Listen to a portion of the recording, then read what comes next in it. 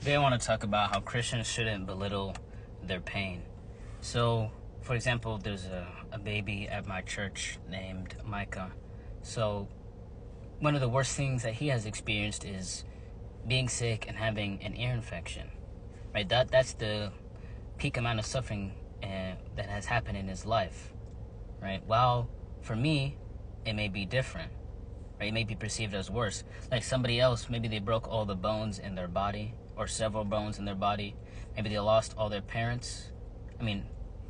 All their grandparents at one time, or both of their parents, or maybe like something like what Job experienced, that amount of suffering, or what Jesus experienced, that kind of suffering, doesn't mean that it matters more than what Micah went through, because that's still the worst thing that he went through, and that's the worst thing that they went through. So as a Christian, you should not belittle your pain. You should not be like, so since this person suffered this much and they're godly, that means I have to suffer that much. Just because Paul was lashed 39 times on 5 different occasions, which is 195 lashes,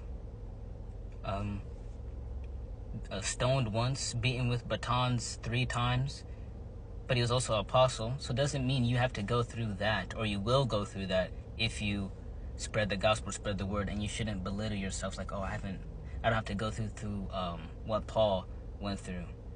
That doesn't matter. You still have your own experiences and the own things that you've suffered. So that's what I want to say. Don't compare and contrast. It's still, your worst experience is relative to yourself.